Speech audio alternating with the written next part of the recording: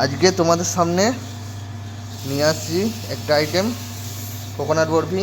এই যে তার জন্য চিনি দেওয়া হলো, চিনিটা দিয়ে দিলাম। এই যে কোকোনাট পাউডার পেশা, মানে মিক্সিতে পেশা আছে। এর মধ্যে এবার মানে মিল্ক পাউডার বা পাউডার দুধ যেটাকে বলে সেটা যোগ করবে, সেটা মিক্স হবে। এবার এই দেখো, এই আমুল পাউডার মেশানো হচ্ছে।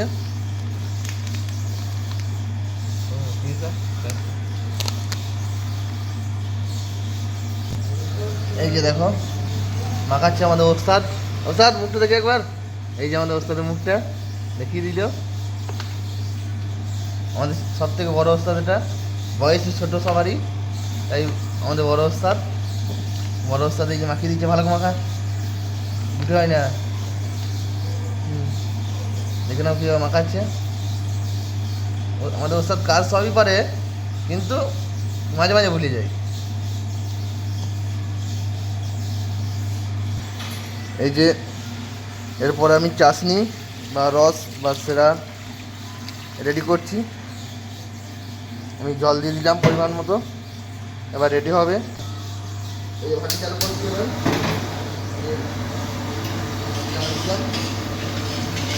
দেখো এবার রস হচ্ছে, রস চলে হচ্ছে।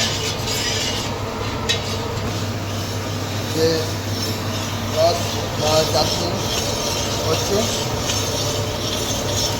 এগুলো আমার রস রেডি। রস আমার রেডি হয়ে গেছে। দেখো রসের শুধু দোকানটা ভাব হচ্ছে, মানে রসটা হয়ে গেছে। এবার ভাটি ফ্লেম লো করে দেবো।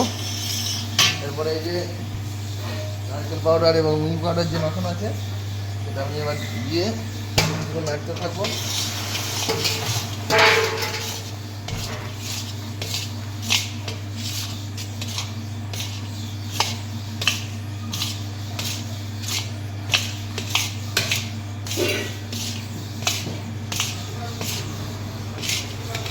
এই দেখো হচ্ছে এটা বন্ধুরা।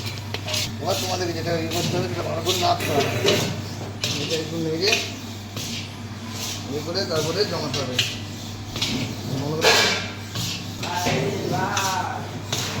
দেখো এটাকে কিন্তু ভালো করে ইয়ে করতে হবে, তাহলে কিন্তু দেখতে হবে যেন দানা না হয়ে যায়, গুটি গুটি ভাব না হয়ে যায়। মিক্সিং সবসময় ভালো করে করতে হবে। আর যখন নামাবে তোমাদেরকে একটা ইয়ে করতে হবে, কড়াই যেন সাদা হয়। আমি এই দেবো তার জন্য স্টিলের কড়াই নামাচ্ছি এটা, কারণ কড়াইটা যত সাদা হবে মাছটা তত ভালো হবে। তাই তোমাদের এটা মাথায় রাখতে হবে।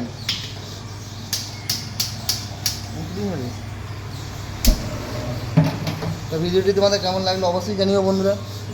যদি ভালো লেগে থাকে অবশ্যই লাইক কমেন্ট করে পাশে থাকো। ভালো থেকে সুস্থ থেকো, সব সময় কিছু দেখো। রাধে রাধে, জয় শ্রীকৃষ্ণ বন্ধুরা।